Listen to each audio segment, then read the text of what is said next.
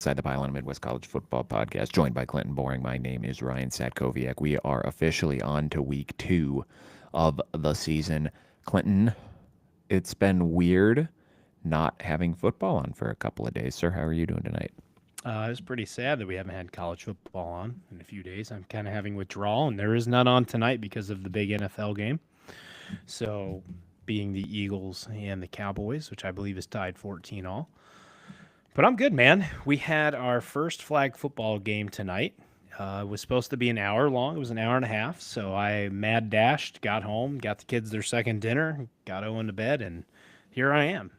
Super fun night. My little man, his first game, he had 4 pancake blocks, so I was pretty thrilled about that. And here I'm ready to talk some Big Ten football with you this week. Not as our league is a little bit better this week compared to nationally, as far as like so many relevant games that we had last week. But I think we have some duds. But our three at the top, There's a lot of duds. Even Oklahoma State, Oregon, at least is Uh, intriguing in name. uh, In name. that's Side storyline with that is literally a helmet matchup only. That game is going to be yeah. a blowout. I mean, Gundy talking all that smack too certainly doesn't help. So that'll Yeah, add intrigue to it. But I I'm just good, don't man. How know are you?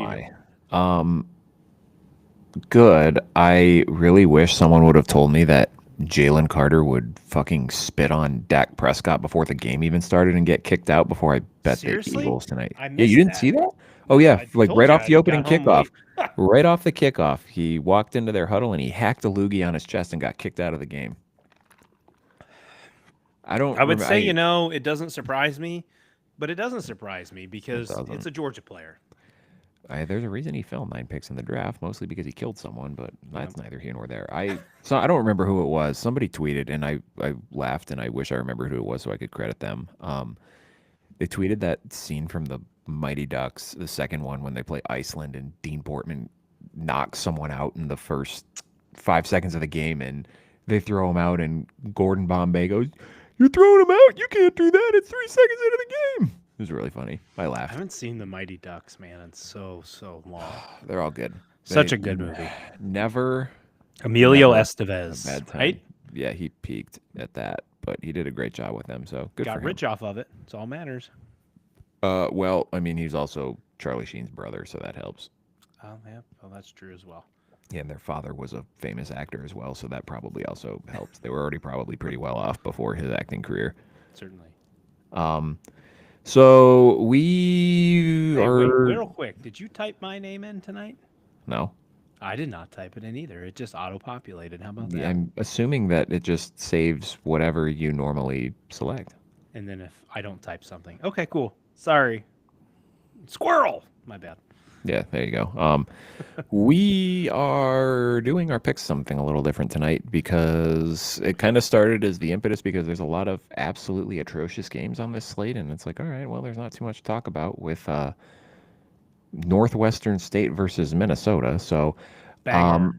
yeah, there's a lot of bangers in the Big Ten this week. So we're gonna try something a little different today. We have kind of our 3 big matchups. We have our big matchup of the week, and then a couple of co-headliners. So a little bit more time focused, kind of breaking those games down a little bit, make it a little bit more of a preview pick show. So there, you get something out of this episode that's not just us picking games because we're totally good at that. Both of us went basically 500 last week. Props to us.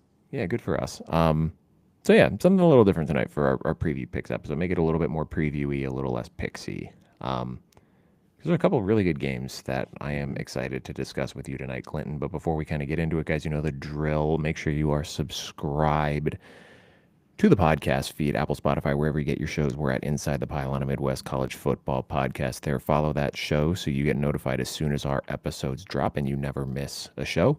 We're back on our 3 times a week schedule, live Saturday night after the late games are final. Time usually around 11 p.m., but will depend. Probably a little later next week because I have to watch a stupid ass late night game next Saturday. But we'll be good for this What's week. next Saturday? Texas A&M Notre Dame Their night again? night again. Well, wow. Okay. Good for them. And then our weekly shows 9 p.m. Eastern time, Monday night and Thursday night during the week. Those will remain unchanged.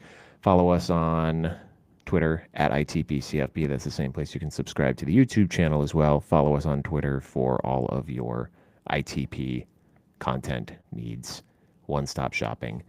Clinton, it's time. Let's do this.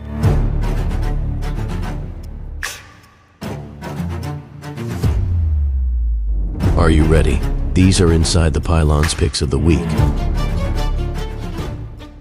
Your game of the week, 7:30 p.m. Eastern Time Saturday night on ABC. The Michigan Wolverines at the Oklahoma Sooners. This line has been kind of all over the place this week, Clinton. I think there was at one point Oklahoma was a 1.5 favorite. It got up to 6.5. When I looked at it last, it's 5.5. I think it might be down to 4 now.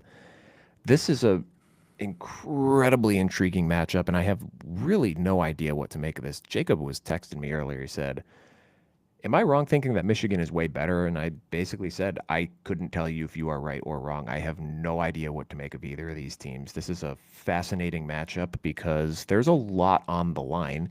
Maybe not from a playoff perspective, because for both of these teams, they have so much in front of them. But I think from a national credibility perspective, I think looking at these two teams, particularly for the coaches, there's a lot on the line in this one. If you're looking at Brent Venables in his 4th year, the last 3 years for him have been way up and down. The highs of 2 years ago when they went, 10-3 or whatever, fantastic. But that was sandwiched between 2 duds. A dud so bad last year, he came into this season on the hot seat. And he's a guy who desperately needs a big win that he can hang his hat on and cool that seat down a little bit, especially heading into SEC play when they have another daunting schedule. For Michigan, maybe Sherrone Moore's seat isn't hot, but you can make an argument that he needs a signature win. I mean, you beat Ohio State last year, you beat Alabama in the bowl game. Maybe that wasn't so impressive now looking back on it with given what Alabama's done this year, but you're in year 2 now. Year 1 didn't go how you hoped, even though it ended on a high note. You have a season in front of you where people are saying, hey, given your Big Ten schedule, you can make the playoff this year. Like, you have a favorable schedule, but you need to beat Oklahoma. I mean, you don't maybe need to beat Oklahoma. You can still make the playoff without beating them, but beating Oklahoma puts you square in that national discussion, whereas if you lose this game, sure, you have the whole season in front of you. You still have all your playoff hopes in front of you, but you kind of fall out onto the periphery a little bit, maybe until that mid-season mark. Well, even if you drop this one, remember the Nebraska game looms, and that is one of the suspended games for head coach Sherrone Moore. So, we'll see what Nebraska, again, the solid performance against Cincinnati week 1. They don't have much of an opponent this week in Akron. But if they can keep building momentum, that game is at Nebraska. So if you drop this one, then you drop that one, you now have no leeway to lose a game the rest of the season, essentially, if you want to make the playoff, because your only premier opponent essentially left is Ohio State.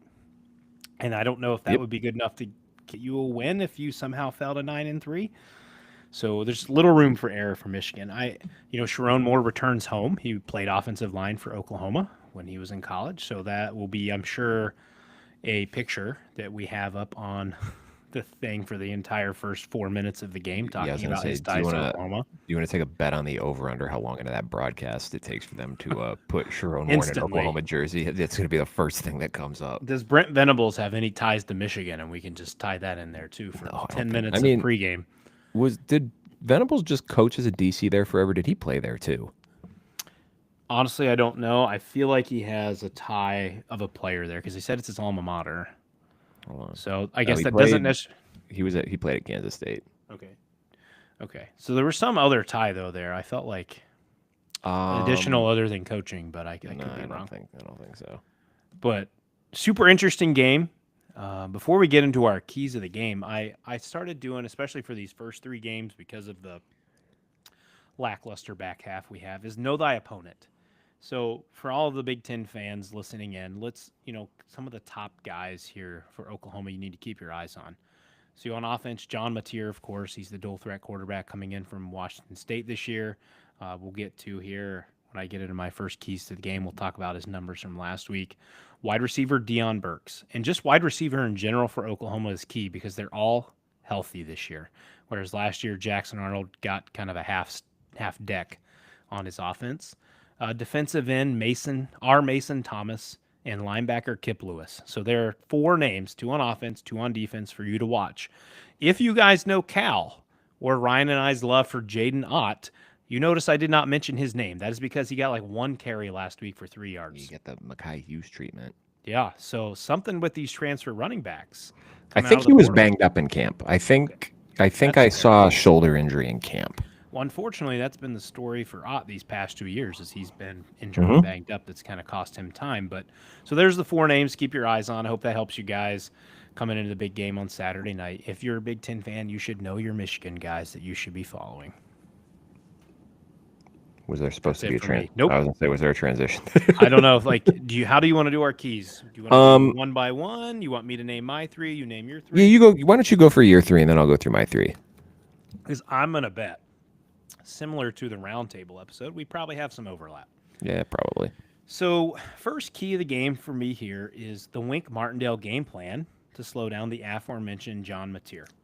He had 392 yards passing, 3 TDs, 1 INT, but he had 7 carries, 24 yards, and a TD last week. The 24 yards on the ground did not show his true dual threat ability. He had 826 yards rushing last year, Ryan, accompanied by 15 TDs on the ground. So, Martindale, as much as Michigan may want to attack, and there's a question, obviously, of the offensive line for Oklahoma, the escapability for Mateer could present a massive challenge to this Michigan defense and be really frustrating. You might have them in a 3rd and 8, and he escapes for 15. And I want to see how Martindale attacks this. And then Deshaun Barnum being out for the first half, arguably Michigan's best, if not one of their best defenders, out for a previous targeting call last week. How much does that hurt them in the first half? So I think key number 1 for me, Wink Martindale and his game plan. Number 2 for me, we're going to go to the other side, to the offensive coordinator, and that being Chip Lindsey and his game plan for Bryce Underwood. Now, we saw Underwood debut last week against New Mexico. He looked pretty good, 21 of 31, 251 yards, 1 TD. Ryan, you know an interesting stat here? Michigan had just 2 200-yard passing games in 2024, and the high was 208. So Underwood eclipsed that already in start 1. Again, we have a freshman quarterback making a start in a daunting SEC environment at night. That crowd is going to be raucous, man. Will Chip Lindsey decide to just let Underwood sling it, as we saw the cannon he had? Or do they stick to the Michigan identity and lean on the run game? And if you guys watched the game at all last week or paid attention to our podcast, he was our roll-in player of the week. Justice Haynes popped with 16 carries, 159 yards, 3 TDs. Key number 3 for me is back to that the fans. Oklahoma's home environment. It's nighttime. It's in the SEC. The freshman quarterback is there. It is going to be loud to start. And if Oklahoma can force turnovers, 3 and outs, pop big plays, whatever it is, Michigan and Underwood are going to feel the weight and the pressure on them of an SEC crowd. You know, you mentioned earlier Sooners have 2 losing seasons in their last 3. This fan base is ready to burst, man. We saw how much they burst last year when they knocked off Alabama. You can't tell me they're not thirsty for more, especially this early in the season. They're going to want to unleash that on Saturday. So those are my 3 keys to the game. So a little bit, probably a fair amount of overlap in this, I guess, depending on, similar concepts, but phrased just a little bit differently. My first key is just going to be the line of scrimmage, and you kind of touched on it with the running game last year. This was an Oklahoma defense that was 24th nationally defending the run last year, 19th in total defense. So you're not getting New Mexico on that other side of the line here. I really like that burst from Justice Haynes in the first game. How much of that was this is going to be an elite rushing unit versus it's a pretty good rushing unit, but it was against New Mexico. Yeah. So, and same thing for Oklahoma. You touched on their offensive line play last year. I think there was a lot of injuries that were involved in that too, which did not help. And you can't even really, the quarterback situation for Oklahoma last year was just bad, but you can't say it was an immobile quarterback. We saw Jackson Arnold against Baylor literally just run down their throat, and that's all that he could do. So you got to keep the quarterback upright, regardless of side against this one. It's going to be 2 physical defensive fronts that are going against offensive line, so that's going to be a key in this one. For Michigan specifically, my second key is get your quarterback into the game, and we kind of saw this a little bit with Notre Dame on Sunday night. similar situation, first road start, hostile environment. They dialed up some easy passes for CJ Carr early in the game to kind of get the blood flowing a little bit, get his confidence up. The issue was they never really moved off of that. So you want to get Bryce Underwood into the game, but you also don't want to hamstring him and just say, all right, well, we're just not going to take any risks because we're afraid of this kid making a mistake. He has a lively arm. You want to make sure that you're putting him in good situations, but you also don't want to kind of tie one hand behind his back. You want to let him take the shot if it's available here. So can Chip Lindsey kind of meet that balance, right? Get your quarterback into the game, but also let him air it out if the situation arises. And a lot of that's going to depend on the Michigan wide receivers. I still think it's fair to have skepticism about it. Can they produce against a really good Power 4 defense? And then specifically, key number 3 to this game is you have to contain John Mateer. And you kind of touched on this a little bit.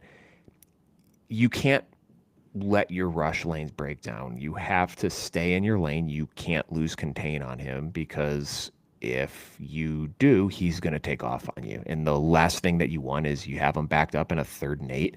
You have everyone covered downfield, but the defensive end doesn't maintain edge integrity, and all of a sudden he scrambles for 10 yards and he's keeping a drive going that you should have had done there, because he's a guy who can do that. And again, why I'm so fascinated about this game is because as good as he's been, I don't think we've ever seen him do it against this level of defense before. Played a Mountain West schedule last year with Washington State. There's going to be a different level of athlete on the field. Mm-hmm. So I think on paper or in theory, I like John Mateer a little bit more in this matchup. Maybe a little bit more is underselling it. Like in theory, I like John Mateer a lot more. In practice, I don't know how big of a quarterback advantage this is for Oklahoma. And maybe this is his coming out party and he has a big game and he launches himself into the Heisman conversation. Or maybe he gets shut down and this sends Oklahoma into an existential crisis of, damn, we paid how much for this quarterback and this offensive coordinator, and they dropped a dud in their first big game. So, like I said, man, there's a lot on the line in this game, and I'm fascinated as a neutral observer to kind of see how this one plays out, because it's going to be important for both the SEC and the Big Ten, right? Like, I think there are a fair amount of people who are looking at both of these teams as potential playoff sleepers this year. And, one of them might have their hopes crushed here. And, not that their season's going to be over by any stretch of the imagination, but if one of these teams comes out and gets their doors blown off, are we going to really be paying that much of attention to them for the rest of the season? If it's Michigan, we will still hear because we cover them. But if Michigan comes out and beats the crap out of Oklahoma, I'm not going to pay attention to Oklahoma the rest of the year. I'll watch them if they're on TV, but it's not like they're going to be on the forefront of my consciousness, if that makes sense. They might be in your quad box, maybe not your main quad box, your side piece quad box. Right. That's kind of one of those situations where it's like, oh, I got Auburn, Oklahoma on. It goes from being appointment television to, I guess it's on the TV. Yeah. Well, that one might be appointment because you get Jackson Arnold as the quarterback for Auburn there. Yeah, little revenge game. Well, that's fair. That's fair. You mentioned how important this game is to both teams. I think I would say double the importance for Oklahoma because Venables has so much on the line. Mm-hmm. His ass is in a hot seat. Michigan is kind of a team, maybe sleeper playoff, but they're a team we think the step comes next year. Year 2 of Bryce Underwood. He's got a full year, hopefully a full year starting under his belt. Maybe they can find something again with some receivers, progressing the game. I believe you can get another year of Justice Haynes. Obviously, if he pops this year, I think he's draft eligible, so he could leave. But you'll get another year of Jordan Marshall. And depending on what Wink Martindale decides to do, you're still going to be good on defense with Michigan. So as a team that we perceive, the better year is 2026. It feels like a lot more pressure is on Oklahoma to perform well in this game, but they get it at home. We saw an SEC team come into the Big House last year and stifle Michigan. I know they didn't have a quarterback. I know they didn't, but the question was still kind of in the air at that point because it was such an early season game. So it'll be interesting. I had just 2 matchups, Ryan, that I'm going to have my eyeballs on. I love the trenches. Michigan's D-line and pass rush. As you said, they have to get to Mateer. They can't over-pursue, and they got to hit him. You can't just get there. You have to hit him and make him feel Big Ten physicality. And then you already mentioned it. Michigan's wide receivers against the OU cornerbacks. Not only do you guys have to find ways to get open, you have to catch the ball and you got to get some yak.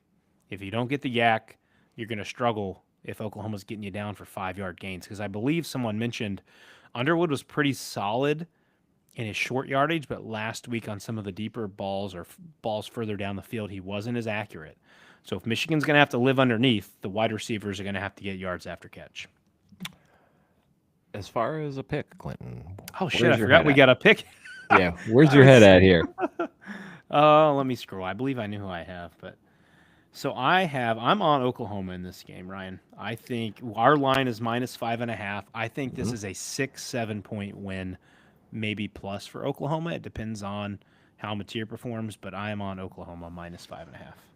I really kind of struggled what to do with this because I very much could see anything happening here. I'm going to go Michigan if you're going to give me the points. I think this is going to be close, and I'm not entirely sold on Mateer yet. Again, not that I'm necessarily sold on Michigan's offense, but if this turns into kind of a muck-it-up rock fight, we saw Michigan win those type of games last year because they literally could not complete a forward pass. So I think that's kind of the bane. You think the darkness is your ally, but you nearly adopted it. I was born into it. Born in that shit. Michigan was born into terrible offensive football games under the Sherrone Moore era. So I don't know that Michigan wins outright, but if you're gonna give me 5.5 points, I'm gonna take it. We disagree. Let's hit the co-headliner, the CyHawk game, Clinton. 12 o'clock Fox, high noon. Iowa State, a 3.5 point favorite over Iowa. Iowa has won this game 7 of the last 10 years, and in the 3 losses they had in that time span, they have been combined by a combined 7 points, 2 3-point losses and a 1-point loss last year. In fact, Clinton, since 2005, Iowa State has won this game 7 times, and 6 of those wins have been by 3 points or fewer. That is an insane statistic. If Iowa State wins this game, they traditionally do not blow out Iowa. Fun fact here. Keys of the game for me in this one is if you are Iowa, you have to get pressure on Rocco Becht. I get it was an FCS team they were playing last week, but he was upright, he was clean, and he went 19 for 20 for 278 yards and 3 touchdown passes. He has been really good to start this season, and he had success in this game last year. I get there was a coverage bust, and that kind of helped the stat line a little bit, but I think he's a much better quarterback than he was last year. He's really feeling himself, and you got to hit him early and try to get him out of the rhythm. Other big one for me in this one is who steps up in the run game and who stops the run better. In the first game against Kansas State, after leaning on Carson Hansen, he only had 9 carries last week for 18 yards. Again, I get it was an FCS team, and you're not going to want to necessarily use your big guys for that one, but that was something notable I saw. They were paced last game by freshman Dylan Lee. He had 13 carries for 81 yards. For Iowa, they're not expected to have Kamari Moulton in this game. Some reporting from our guy Tyler Toshman a couple days ago, he noted that he's expected to be out, as is Reese Vanderzee. He's not expected in this game. So can that running back trio of Xavier Williams, Terrell Washington, and Jazian Patterson carry the load for Iowa in this game?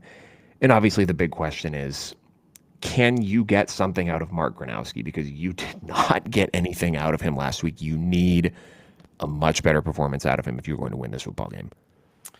That is leading right into my key number 1, Ryan. First of all, players to know, Ryan already mentioned, Rocco Becht, quarterback. The Hansen and Sama, is that how you pronounce his last name? Yeah. Hansen and Sama, dual running backs for Iowa State. And then you're looking at defense for the Cyclones at Jeremiah Cooper, free safety, and Dominique Orange at defensive tackle. Into my first key is off your last one. Mark Gronowski, you got to play better, man. The yips can't be an excuse. Bad week 1, cramps or not, you got to be better.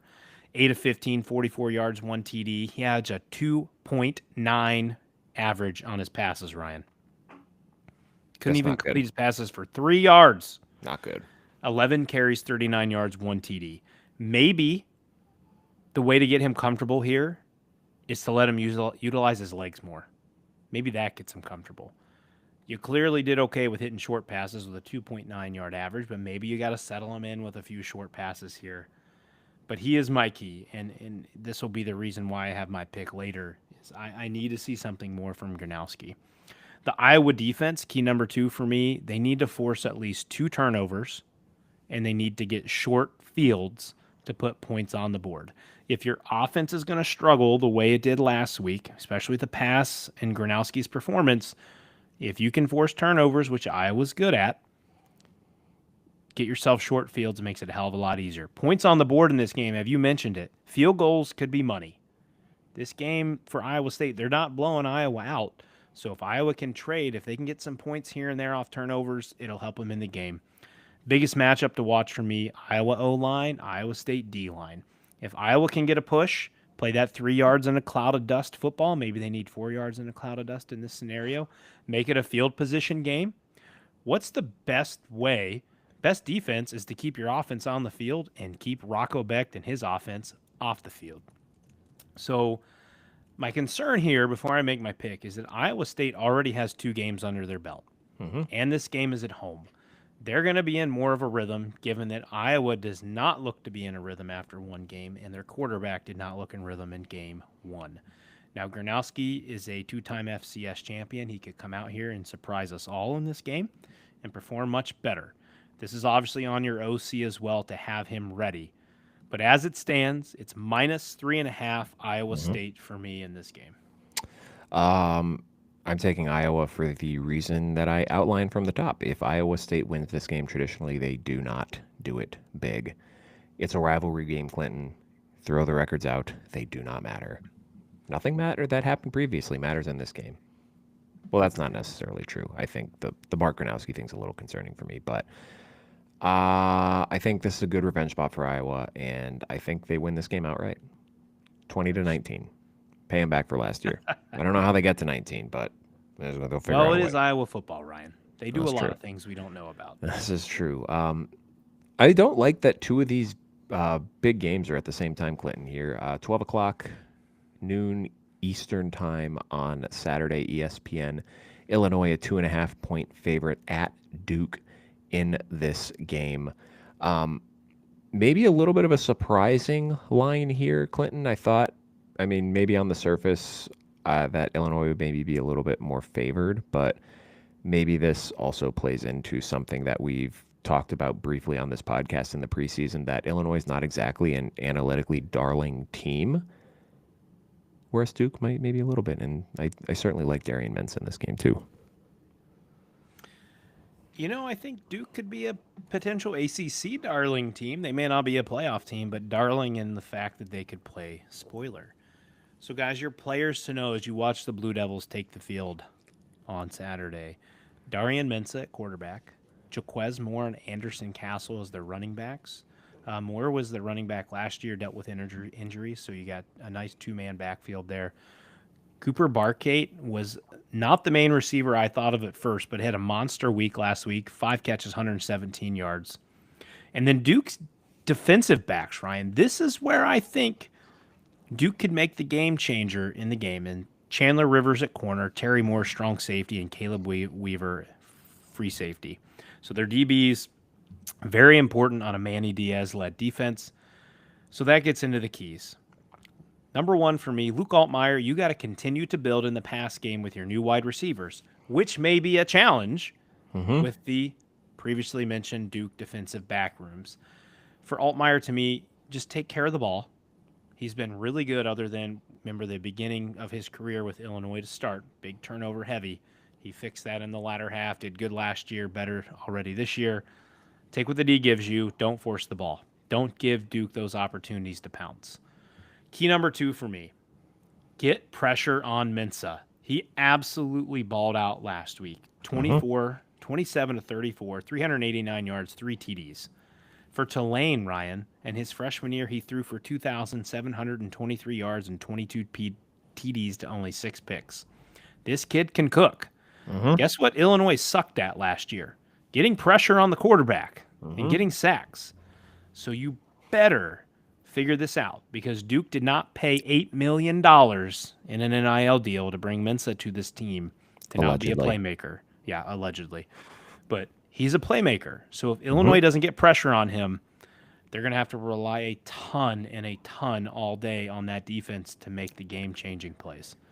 That was my literal first key of this game, get heat on Mensa. He was sacked twice against Elon, but when they kept him clean, he was dynamite, and he has weapons out wide. You mentioned Barkate, Quayshawn Brown, 6 catches, 93 yards, and Samir Hagans had 5 catches for 54 yards and 2 of his 3 touchdowns last week. One thing to note, Illinois, can you make Duke one-dimensional in this game? They only ran the ball 25 times against Elon, and aside from an Anderson Castle 63-yard run, they only averaged about 4 yards per carry as a team. So not fantastic running the ball. The issue for Illinois is not only did they not get pressure last year, they had the 78th ranked pass defense last year. So a passing attack that looked, again, against an FCS team in week 1, looked fantastic against a team that struggled getting pressure on the quarterback and stopping the pass last year. I do not like that combination. And at wide receiver for Illinois, is Hank Beatty the real deal, or was that the byproduct of playing a very overmatched FCS team? And I guess you could say the same thing for Duke. Is their passing game that good, or was it the byproduct of playing an overmatched FCS team? But can you get someone else to step up, right? I think we both expected Hudson Clement to be that number 1 guy this year, and he really didn't make a big impact last week. So was that a game plan thing that, Beatty was just the guy getting open? Were you saving your bullets for this game? I'm curious to see how that plays out. I do like the Illinois running game in this one.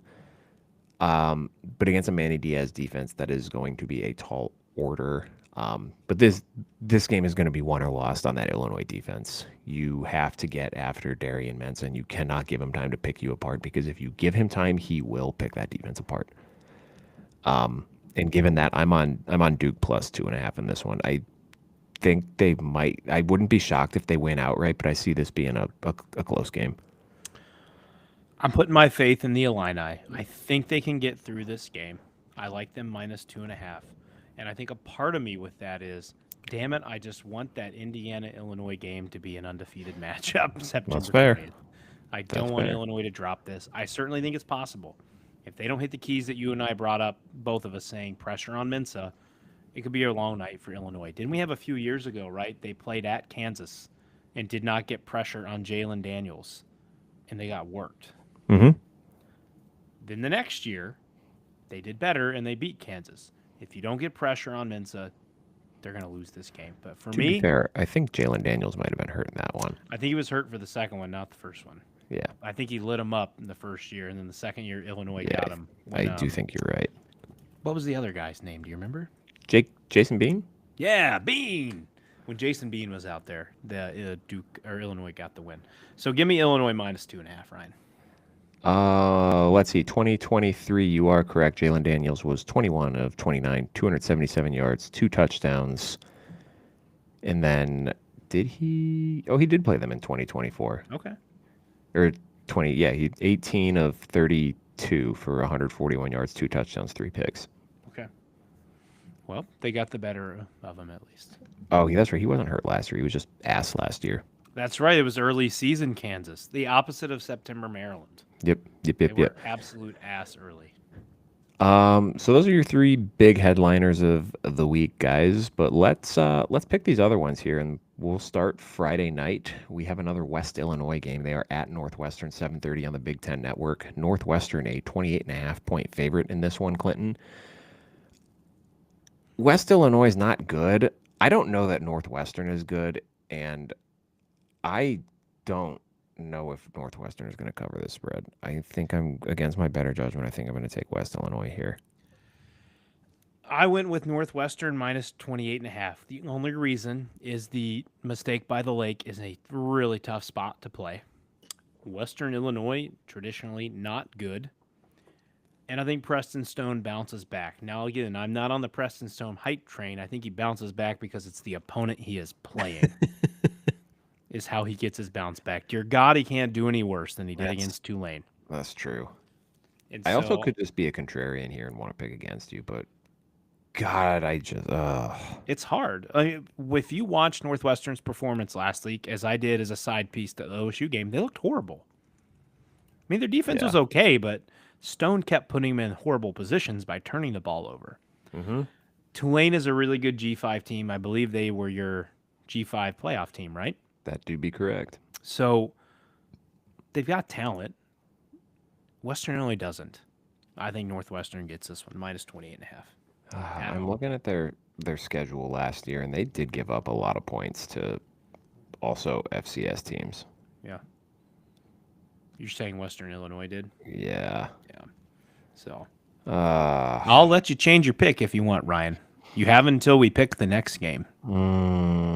Yeah, they gave up 51 points to something called Illinois State and 54 points to something called Southeast Missouri State. Yeah, I'm going to go Northwestern. I like it. Northwestern. I'm glad you're on the train. I guess. Also on Friday night, also at 7:30, I forgot to write the time for this one down. NIU at Maryland. Maryland an 18.5-point favorite. This is another line that's kind of bounced back and forth, and I think it's gotten back up to 18.5. This is a fascinating one, Clinton, because if you asked me to pick this game a week ago, I think there's a universe where I would have said that I'm going to pick NIU outright. And then I watched Malik Washington play football, and Maryland might be okay. Mm-hmm. You got me on the. I didn't get to check the Maryland game last week. Obviously, I did my diligence reading about it, and then when you opened up talking about them, you've got me on the Maryland line. I stood preseason and said I thought Maryland was one of the worst teams in the Big Ten, that Loxley is really on the hot seat. And there it is. There's the spit on Dak Prescott. I got to see it. What a jackass. Anyways, you got me buying Malik Washington, my man. I am in on Maryland, minus 18.5. I think the Terps roll. Listen, that's a big spread. And the MAC did really well at covering those last week for us. Mm-hmm. I'm looking at our games above that. The Buffalo, Minnesota was 18. I think Maryland's going to capitalize on some momentum here. I think they win by 19. How about this? I didn't really think about this one, and now I'm kind of looking at what NIU did last week. You going to change again? I might. Holy Cross. He's flopping like a fish, folks. NIU's quarterback last week, Josh Holst, was 12 for 18 for 101 yards and 1 interception. I think you're just 6-3 going into the fourth quarter. You're giving NIU credit because of what they did to Notre Dame. Well, I was going to say, also, not everyone can beat Northern Illinois in week 2 of the football season. I'm going to change my pick, man. I think I might be out on NIU, and Maryland actually has an offense. The other thing is, like, I think I was higher on FAU than I am NIU, and they beat the crap out of FAU. And again, you had 6 turnovers. Maybe NIU doesn't turn the ball over 6 times and keeps it. You know what? I'm going to stick to my guns. I'm going to say NIU covers. They're not going to win this game outright. I am not going to flip-flop. I think that NIU just tries to kind of take the air out of this one, whereas FAU was trying to inflate the game as much as they can, because that is what Zach Kitley offenses do, is they throw the ball 9 million times a game. I think, now that I think about it, the fact that Maryland only won by, 20-something last week, despite having 6 interceptions, probably not great. Yeah. I'm just trying to cope. I'm going to take NIU to cover, but Maryland wins outright. All right. Only 2 Friday night games this week, man. That's sad. Although the JMU Louisville game is going to be pretty good, so my eyes might be there. I'm in for that. There's also, if you guys are NFL fans, Chiefs Chargers tomorrow night as well, on just YouTube, not YouTube TV, but just on YouTube. Yeah, I don't care. There's one of the 500 streaming services now. You need to just watch football games. Yeah. We got 3 early games on Saturday. We will start 12 o'clock, Big Ten Network, Florida International at Penn State. Penn State a 41.5-point favorite in this one, as they continue their 4-week preseason of not doing anything of note before they get to Oregon. Penn State wins this one. I don't think it's a particularly close game at any point, but I'm just going to take FIU to cover because I took Nevada to cover last week, and I don't know that I've ever seen Penn State cover a spread like this, and I'm sure that's wrong. Please don't fact check me on that, but I feel like they are just kind of coasting right now, where, hey, let's get some chemistry with the wide receivers, and then in the second half, we're going to screw around with the backups and get them experience. Yep. I mean, it's another scenario that, in theory, you hope Aller Singleton, and all those top guys can be out at halftime. But I don't think it's going to be a 42-point lead at any point in the game. Penn State doesn't need to win by that much. They have nothing to prove to win by that much. They need to come out, fix what they didn't do well last week, and I think they're going to spend a lot of time again focusing on developing Aller to the receivers. Because again, in 2 weeks, Oregon looms. 2 or 3 weeks, something like that. Oregon looms coming to play in a whiteout. We know you can run the ball. We don't need Allen, although, my fantasy team would love to see a couple Allen TDs this week and not Singleton, but I like FIU plus 41.5 here. I don't think Penn State has their starters in long enough to be able to win by that much. Also, 12 o'clock, this one on FS1, Kennesaw State at Indiana. Are you serious? What? I'm sorry, guys. I can't reveal his pick, but I'm looking at his pick right now. Look, dude, I literally forgot to do this today, and I did it watching the football game, and I didn't put enough thought into it. Kennesaw State at Indiana, Indiana 34.5 point favorite. So I originally had Kennesaw without thinking about it because Indiana looked like not great last week, and I think that was an overreaction on my part. Cignetti did not sound particularly pleased after the game, and then I remembered what you said last week is they did not start beating the brains out of people until week 2 last year. So I think they're going to come out in this one. I thought they would come out and make a statement against Old Dominion to try to shut people up for all the talking they did about them in the offseason, and then they didn't. I think I'm sure they probably had a tough physical week of practice to try to get some things right. I don't think they'll go like a half of football without targeting Elijah Surratt again. I'm sure they'll try to get him involved early and often in this one. And I was also a little confused because Kennesaw kept that Wake Forest game close, but also Wake Forest's best running back got hurt in like the first series of the game. And for some reason, Robbie Ashford is still playing quarterback at the FBS level, despite not proving that he can do that. So, Fernando Mendoza is a much better quarterback. Indiana runs the ball really well. I think they win this one like 49-7. I think Indiana is going to feel the wrath of Kurt Cignetti. They Googled him, the players did, and they know what he's going to do in week 2. And he is going to step on Kennesaw State. Here's the other thing about Kennesaw State last week, Ryan. They played a 4-quarter battle with Kansas State. Now, again, that speaks high. You say Kennesaw? They played Wake Forest. I'm sorry. So they played a 4-quarter battle with Wake Forest last week, which was the team that nearly clipped Kansas State. That was North Dakota. There we go. That's right. The Fighting Hawks, not Regardless, they played a really tough game against Wake Forest last week. Wrong team, but still Power 4. And that takes a toll on these type of teams, right? They get beat up. They don't have the depth and the size to swing hard 2 weeks in a row. We saw it with Western Michigan last year when they played Wisconsin, damn near pulled the upset, and then they got railroaded by Ohio State. This is the exact scenario. Indiana wins comfortably. I look for them to score fast and quick. I think they're going to be targeting Waffle House a ton and just trying to get Mendoza in rhythm. I believe they have your old homeboy Holden Stays as well at tight end, right? Mm-hmm. So look for Indiana to open this one up quickly in Cignetti. I think Indiana's putting up 70 in this game. I could see it. So Indiana minus 34.5. Also, 12 o'clock on the Big Ten Network, something called Northwestern State travels to Minnesota. We do not have yet a line for this game. I'm sure that will come out tomorrow, and Clinton will tweet out our picks officially for this one once that comes up. And Minnesota's going to win this game by a lot of points. Depending on how big the spread is, I don't know if I would pick them against that just because, again, last week, PJ Fleck basically just iced the last 10 minutes of the game when he could have easily covered that spread and just got them out of there. So biggest thing for Minnesota is continue to work on the Drake Lindsey chemistry with his wide receivers, make sure Darius Taylor and AJ Turner get out of this game healthy. That's all. Use your defense. Keep building confidence on the defense. Play fast and attack. That's what I want to see. Ryan took the words out of my mouth on offense. You just need rhythm for Lindsey as you prepare for your Big Ten slate. Get him comfortable. This should be an easy win. I think I'm on Minnesota, barring it's like 38 and above. I think might scare me off. So we'll see where that line comes out tomorrow or Saturday. See. 4 games in the afternoon slate, 3:30 p.m. Big Ten Network off of their big win against Texas. Ohio State hosts Grambling State in this one. Clinton, did you see what the Grambling coach allegedly said today? This was brought to my attention by Samantha. I did. He opened up his interview with, they've got a great band. We've got a great band. And essentially said, we're going to go out and have a great battle with that. And he goes, I'm just kidding. We know what's coming. He knows they're going to get killed.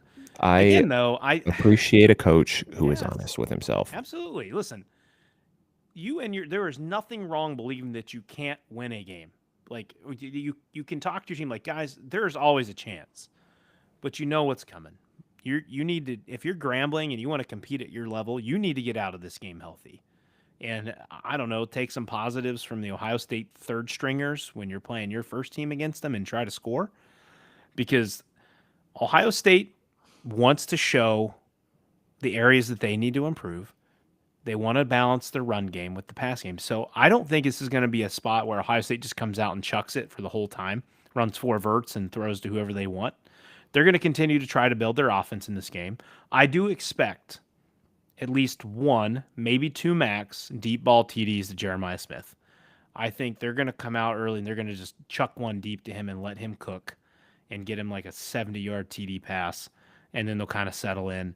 They're going to want to build the run game. C.J. Donaldson was the better back last week. They're going to want to see more out of James Peoples. And then, guys, don't turn away too quickly when Ohio State puts the backups in.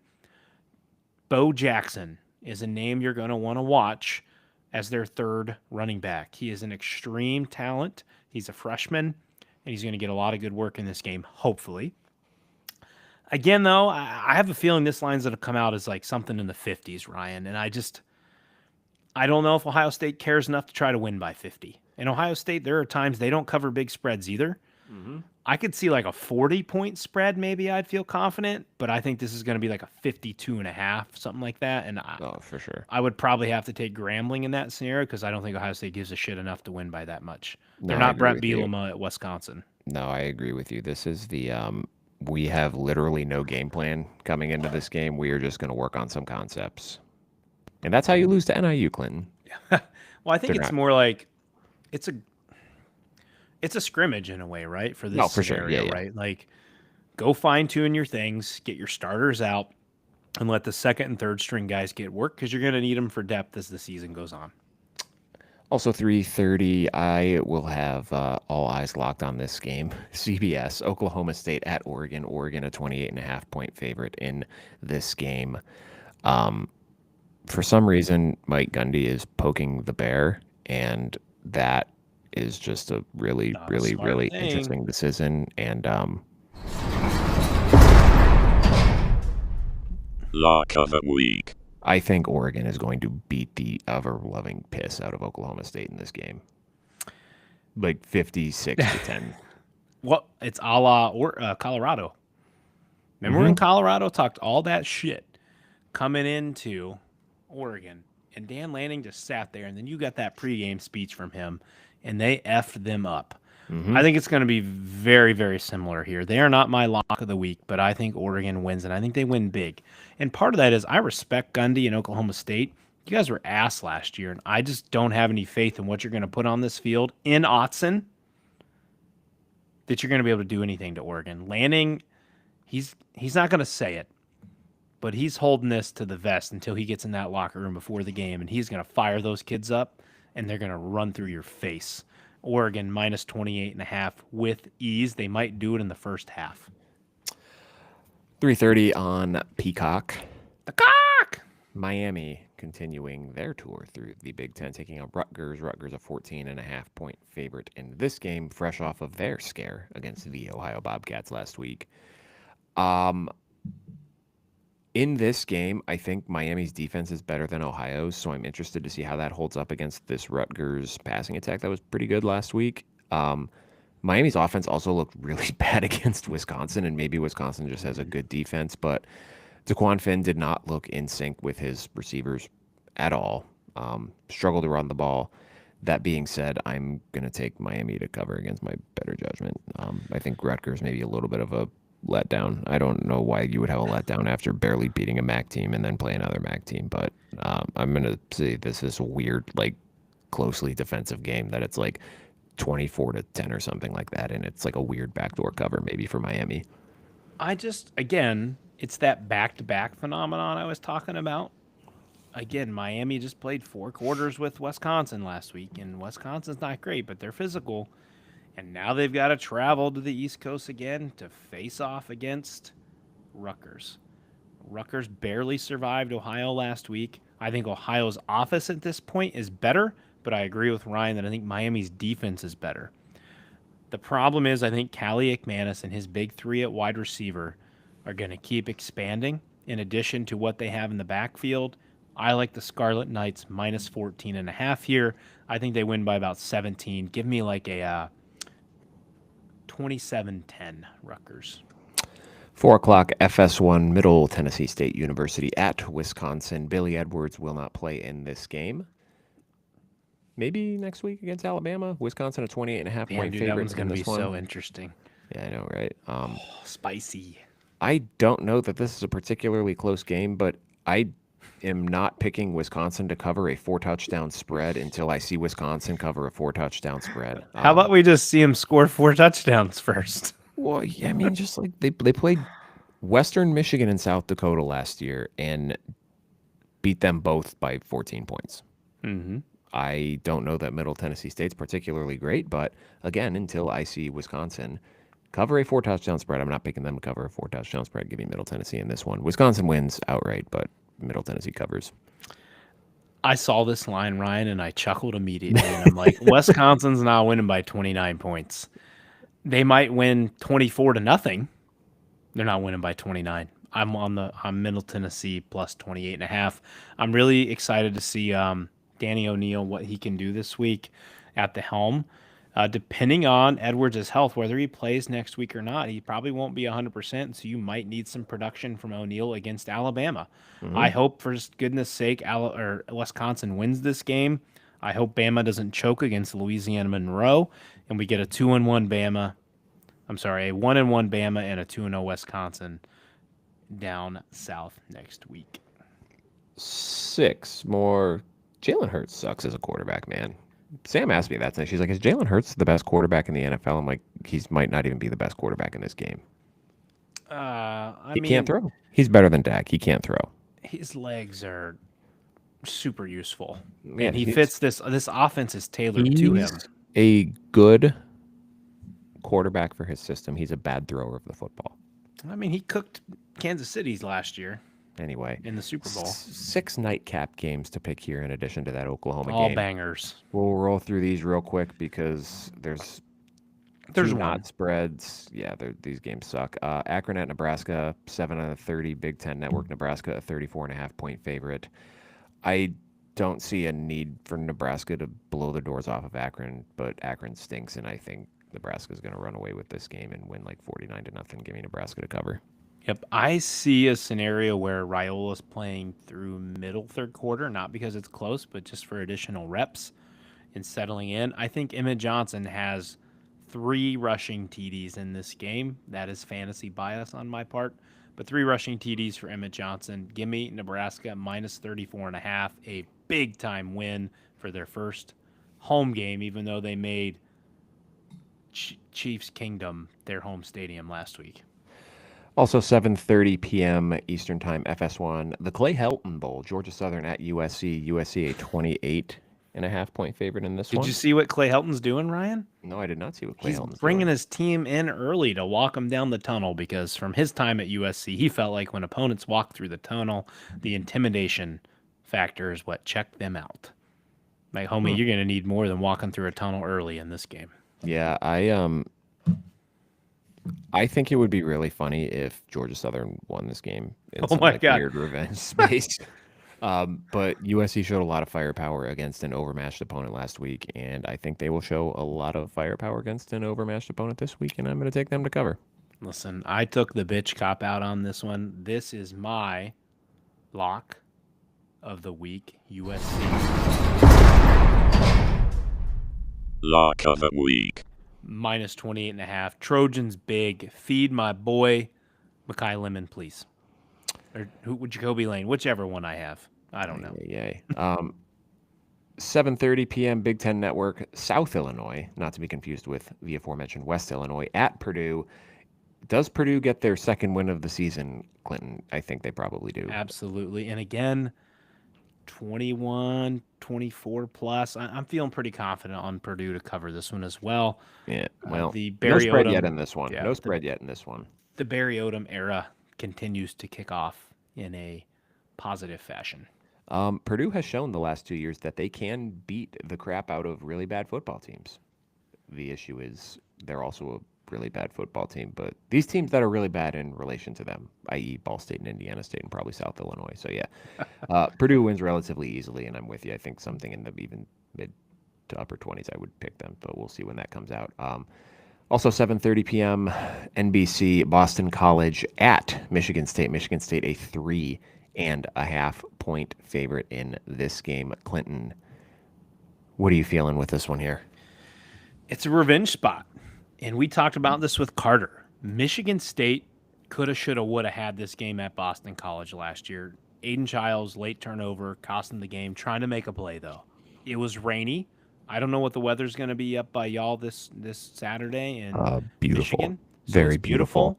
Well, Aiden Childs isn't going to slip and turn the ball over, throwing picks with a wet ball this time. I like Michigan State at home with the crowd, night game environment, NBC. This is where my eyes will be as much as we want to watch and cover all these games. I can't beat my brains in with Purdue, Southern Illinois, USC, Georgia Southern. My eyes will be locked on BC, Michigan State, and, of course, Michigan, Oklahoma. For little brother and big brother, however y'all want to spat that one out. Give me Sparty minus 3.5 in a big game for Aiden Childs. Clinton, did Alabama keep the wrong quarterback? I don't know. Who'd they send to BC? Dylan Lonergan had a fantastic game. Again, it was an overmatched opponent. 26 of 34, 268 yards, 4 touchdowns. He was not picked off. Wide receiver Lewis Bond, 11 catches for 138 yards in that game. I'm going to take the Eagles here. I like the quarterback. I like Bill O'Brien, and I don't know that they win outright, but if you're going to give me 3.5 points in what should be a close, tightly contested game, I am going to happily take those points, sir. Give me the Eagles in this one. 8 p.m. Eastern Time, CBS Sports Network, UCLA, a 2.5 point favorite on the road at UNLV, who maybe got some stuff together after having a very, very strange first game of the season. The Dan Mullen era is off to a rip-roaring start. They are 2-0 with the orgy in the end zone and Anthony Calandria. I might be all the way out on UCLA, man. I just pulled a Ryan and I made a change last minute. I was stuck on this one to begin with, and I think Nico's the only bright spot on this team right now. And I don't know how bright that star is shining. And maybe it's like a dying star. How about that? It's at its end of its life, and it's going to go supernova and go kaboom. But I'm going to go on the UNLV train. I know Utah, and I knew Utah was going to win last week against UCLA. I knew it with every ounce of my body. I would have bet my house on it last week that Utah was winning that game. I did not expect UCLA just to look that bad. And UNLV, again, was in the Mountain West title game last year. They are a respectable opponent. Give me UNLV plus 2.5. If you're going to spot points to a home team against a Big Ten team who plays like a G5 team, give me UNLV. Yeah, they really, and I get that Devin Dampier is maybe a little bit of a different quarterback than Anthony Calandria is, but they really struggled containing the running threat from the quarterback position, and UNLV's run game is really good. Jaden Thomas is a fantastic running back, might be the best running back in the Mountain West. I'm just going to say I'm taking UNLV outright. I think they're going to win this game, and I think it's going to kickstart a very, very rough, difficult season for UCLA. I mean, they got kickstarted a rough season last week, but it will continue it. Last one here, no spread for this game. UC Davis at Washington, 11 p.m. Big Ten After Dark on the Big Ten Network. I might not even stay up for this game once the podcast is over. I think Washington's going to win this one big. They're going to kill them. I think, I'm not being fantasy biased on this one. I think Denzel Boston and Damon Williams are going to pop. I think there's going to be some big shots for Boston, some big play TDs, and of course, Jonah Coleman is going to eat because he is a monster. Washington big. However, I might be willing to go into the 40s on this one because I don't think Fish gives a shit, and I think Washington's just going to straight pummel them. Yeah, I think They need to flex a little bit after last week and a little lackluster on defense early. I think they're going to attack, and I like Washington big in this game. Those are your Big Ten games of the week, folks. Let's make some money.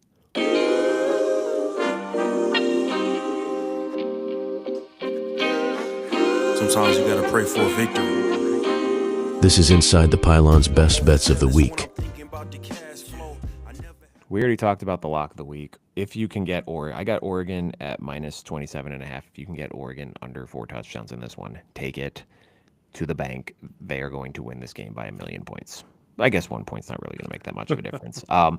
Another one I have highlighted here, Texas Tech minus 48.5 against Kent State. Kent State is a bad football team, and Texas Tech scored 1 million points last week. I don't remember who they played. They also can't read and can't write either. What? Oh, Kent State. I thought you were talking about Texas Tech. I'm like, what did Texas Tech do to you? No, Kent State. Yes, Kent State cannot read or cannot write. And they can't play football very well either. They stink. Texas Tech last week scored 67 points against Arkansas Pine Bluff. A 67-7 victory in that game. They're going to beat the crap out of Kent State. I have SMU minus 3 against Baylor. Baylor last week really could not stop any of Auburn's run game, despite the fact that there was no pass threat whatsoever from Jackson Arnold, even with Auburn's wide receivers. I think the Kevin Jennings and SMU run game plus the SMU pass game is going to tear up this Baylor defense. Although I do like Michael Triggle. He's a really good tight end. Last one I have, Ole Miss minus 8.5 against Kentucky. Revenge spot, a loss that probably kept Ole Miss out of the playoff last year. Kentucky is, they were bad last year, but I think they're bad again this year. They struggled a little bit with Toledo last week.